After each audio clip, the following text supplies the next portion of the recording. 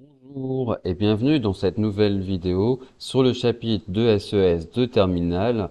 Quelles sont les caractéristiques contemporaines et les facteurs de la mobilité sociale? Dans la vidéo précédente, on avait vu justement qu'est-ce que la mobilité sociale, intergénérationnelle, distinguer d'autres formes de mobilité et surtout à l'intérieur de la mobilité sociale, on a vu quelles sont les différentes formes de mobilité sociale. Donc maintenant, dans cette vidéo, on va s'intéresser à la mesure de la mobilité sociale. Quel est l'outil qu'on utilise? Comment est-ce qu'on calcule le pourcentage de mobilité sociale, etc. Et quels sont les intérêts et les limites de cet outil? L'outil privilégié, en l'occurrence, pour mesurer la mobilité sociale, c'est ce qu'on appelle une table de mobilité. Donc, comme vous pouvez le voir, c'est un tableau où, d'un côté, vous avez la profession des parents, généralement le père, et de l'autre côté, la profession des enfants. Dans cet exemple, les fils. Et en gros, on regarde à chaque fois quel est le pourcentage de personnes. Éventuellement, ça peut être un effectif, c'est-à-dire un nombre de personnes qui se trouvent dans telle ou telle catégorie. Donc, quel est le pourcentage de personnes qui sont agriculteurs aujourd'hui et dont les parents étaient aussi agriculteurs? Donc ça correspond à cette case ici. Si on est sur celle-là, c'est quel est le pourcentage de parents dont le père est de personnes, pardon, dont le père était employé et qui aujourd'hui, ces personnes sont artisans, artisanes, commerçants ou commerçantes. Donc, quelque chose à toujours bien faire attention dans ce type de tableau, car on va voir en fait, il y a différentes déclinaisons des tables de mobilité. C'est repérer où est le total, le 100%. Hein, à chaque fois, normalement, c'est un réflexe que vous devez avoir quand vous avez des pourcentages. Toujours se demander à quoi correspond le total, à quoi correspond l'ensemble de la population, à quoi correspond le 100%. Donc ici, c'est en effet l'ensemble de la population, c'est ici, peu importe la profession du père, peu importe la profession que vous faites aujourd'hui, voilà, ici, cette case-là. Et à chaque fois, donc le pourcentage, c'est par rapport à l'ensemble de la population, 2,1% des personnes sont des agriculteurs qui avaient un père agriculteur. Euh, Si je reprends ici, parmi l'ensemble de la population, 1,3% des personnes avaient un père cadre et sont aujourd'hui employés, etc. Ce type de tableau, en fait, on les utilise assez rarement parce que c'est pas ce qu'il y a de plus parlant. Si vous regardez bien le tableau, il n'y a aucune case à part celle-là où on trouve un pourcentage qui serait supérieur à 10%. Donc à chaque fois, c'est compliqué à utiliser, ça met pas bien en avant les situations qu'on voudrait repérer. Du coup, c'est pas très utile, sauf pour mesurer certaines choses. Première chose qu'on peut mesurer dans une table de mobilité brute comme celle-là, qu'on ne peut pas mesurer dans les autres tables de mobilité, donc les tables de signer, les tables de recrutement, c'est le pourcentage de personnes en reproduction sociale. Donc reproduction sociale, je rappelle rapidement, c'est la même chose qu'une mobilité sociale. Vous avez la même profession que vos parents, il n'y a pas de déplacement dans l'espace social entre les deux générations. Donc en l'occurrence, ça devrait être assez facile à repérer dans le tableau. Ça correspond évidemment à la diagonale. Les agriculteurs qui sont fils d'agriculteurs, les fils d'artisans qui sont aussi devenus artisans, etc., etc. Donc toute cette diagonale, ça correspond au pourcentage de personnes en reproduction sociale. Et donc si on additionne tous les chiffres, on voit que parmi l'ensemble de la population, 36,6% des hommes ont la même profession ou font partie de la même catégorie socio-professionnelle que leur père.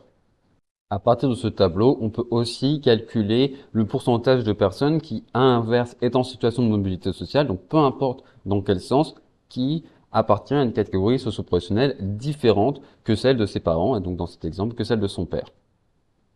Donc ça aussi, ça devrait être assez facile. On l'a dit, la diagonale, c'est toutes les personnes qui sont en reproduction sociale, qui appartiennent à la même catégorie que leurs parents. Donc si vous prenez tout ce qui reste, c'est forcément de la mobilité sociale. C'est forcément des personnes qui ont changé de position sociale par rapport à leurs parents. Vous pourriez additionner tout ça, mais vous voyez, ça fait quand même beaucoup de cases à additionner. Le plus simple, c'est de calculer le pourcentage de personnes en reproduction sociale, on l'a dit 36,6, et de faire 100 moins les personnes en reproduction sociale, puisque du coup, mécaniquement, tout ce qui reste, c'est des personnes qui sont en situation de mobilité sociale. Donc là, vous avez 63,4% de la population qui appartient à une catégorie socio-professionnelle différente que celle de ses parents. Déjà, là, premier constat intéressant, on a quand même à peu près les 2 tiers de la population qui est en situation de mobilité sociale. On a souvent tendance à être pessimiste, à dire non, mais finalement, il n'y a pas de mobilité sociale, on appartient forcément à la même catégorie que ses parents. Les fils de cadres deviennent cadres, les fils d'ouvriers deviennent ouvriers, et il y a quand même un peu de vrai derrière, mais ce qu'on voit, c'est que quand même, dans 2 situations sur 3, vous avez quand même un changement de position sociale. Ensuite, on peut aussi utiliser ce tableau pour regarder le pourcentage de personnes en situation d'ascension sociale, donc mobilité verticale ascendante si vous voulez être précis, c'est-à-dire les personnes qui ont une meilleure position sociale que leurs parents.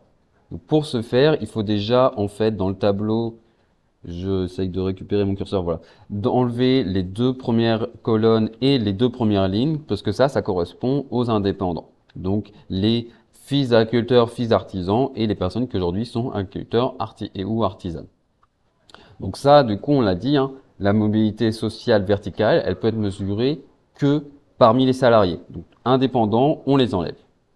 Et ensuite, en fait, on va donc regarder les différentes positions, les différentes cases qui correspondent à de l'ascension sociale. Donc les fils de profession intermédiaire qui deviennent cadres, les fils d'employés qui deviennent cadres, les fils d'ouvriers qui deviennent cadres. Donc en gros, vos parents étaient salariés et vous êtes devenus cadres, mais vos parents, sauf si évidemment vos parents étaient cadres, parce que évidemment la diagonale à nouveau, hein, ça c'est de la reproduction sociale, donc ça ne nous intéresse pas. On veut quand même un changement de mobilité. Et aussi profession intermédiaire. Donc si vos parents étaient employés ouvriers, vous êtes aujourd'hui membre des professions intermédiaires. Du coup, voilà, pourcentage de personnes en situation d'ascension sociale, 20,7% de la population. En tout cas, 20,7% des hommes entre 30 et 59 ans. Si on a calculé le pourcentage de personnes en situation d'ascension sociale, forcément, on peut aussi faire l'inverse, c'est-à-dire calculer le pourcentage de personnes en situation de déclassement qui ont donc une moins bonne position sociale que leurs parents. Donc, on va faire à peu près la même démarche que tout à l'heure. On commence par mettre de côté les 2 premières colonnes et les 2 premières lignes parce que le déclassement ne peut se mesurer que entre les catégories salariées. On enlève donc les indépendants. On enlève aussi la diagonale qui correspond aux situations de reproduction sociale où il n'y a pas de mobilité. Et ensuite, donc parmi le triangle qui nous reste, il faut juste faire attention aux situations de mobilité horizontale. Et ce qui nous reste, c'est ça. Donc tous les enfants de cadres qui sont salariés mais qui ne sont pas cadres, donc que ce soit les professions intermédiaires, employés, ouvriers, et tous les enfants de profession intermédiaire qui sont salariés mais qui ne sont ni cadres ni profession intermédiaire, donc qui sont devenus employés ou ouvriers. Et ce qui nous donne donc un total de 11,5% de la population, en tout cas des hommes entre 30 et 59 ans, qui ont une moins bonne position sociale que leurs parents, que leurs pères.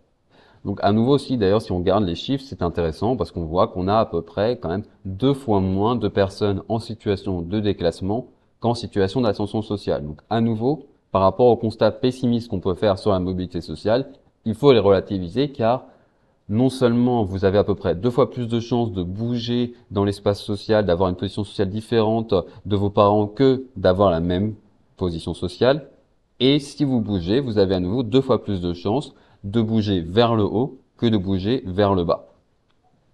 On vient donc de voir comment, à partir d'une table de mobilité sociale, brute plus ou moins, on pouvait calculer le pourcentage de personnes en situation de reproduction sociale, de mobilité sociale, d'ascension sociale et de déclassement, c'est-à-dire de mobilité sociale descendante.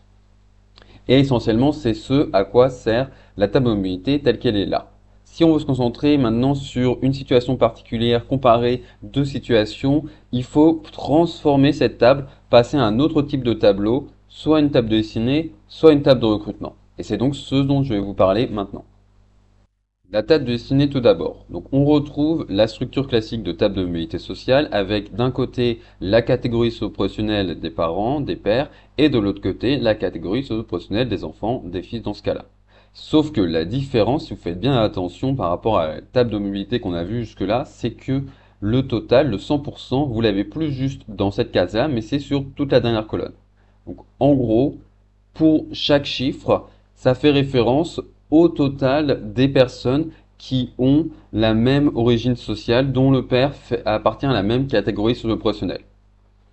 En gros, Le but, c'est de se dire, parmi tous les fils donc tous les fils d'agriculteurs, tous les fils d'artisans commerçants, etc., combien sont devenus cadres, combien sont devenus professions intermédiaires, etc. En gros, quelle est la destinée de ces fils de? Donc évidemment, comme toujours, quand on a des statistiques, quand on a des documents particuliers en plus en SES, il faut faire attention à la façon dont vous présentez les données pour montrer clairement que vous avez compris et du coup que la personne qui vous relie comprend, voit bien que vous avez compris comment fonctionne le tableau et que signifient les données. Donc moi, je vous conseille par exemple de reprendre ce type de phrase. Parmi tous les fils de, X% sont devenus nanana, nanana. Par exemple, parmi tous les fils d'agriculteurs, 25% sont devenus à leur tour agriculteurs. Ou parmi tous les fils d'artisans commerçants, 22,2% sont devenus cadres, etc. Le dernier type de table de mobilité sociale qu'on va voir, c'est la table de recrutement. Donc toujours la même structure, mais cette fois-ci, le total, les 100%, ils sont représentés ici dans la dernière ligne. Donc en gros, ça signifie que tous les pourcentages que vous avez ici dans le tableau font référence, enfin, sont calculés par rapport à un total qui est toutes les personnes qui aujourd'hui ont la même profession. Donc en gros, parmi toutes les personnes qui aujourd'hui sont agriculteurs, parmi toutes les personnes qui aujourd'hui sont cadres, etc., combien ont un père qui était ouvrier, qui était employé, etc. Donc à nouveau, faites bien attention à bien repérer le type de tableau dont il s'agit, ça normalement c'est indiqué, mais bon, et surtout à présenter correctement vos données. Pour, si vous présentez les chiffres d'une table de mobilité brute, d'une table destinée et d'une table de recrutement de la même façon, en me disant, bah il y a on voit que c'est le chiffre là, 81,1%, c'est les personnes qui sont agriculteurs et dont le père est agriculteur. Ce qui en fait voilà peut désigner tous les trois tableaux, ça on sait pas. Ça c'est mauvais et clairement vous allez perdre des points là-dessus. On va clairement pas laisser passer ça. Donc faites bien attention à la présentation de vos données. Je comprends que utiliser des phrases type ce soit pas forcément très intéressant, c'est un petit peu débile à certains égards de faire de façon mécanique, mais c'est important pour avoir tous les points, pour bien montrer que vous avez compris comment fonctionnait le tableau et ce que signifiaient les données. Voilà, c'est tout pour cette vidéo.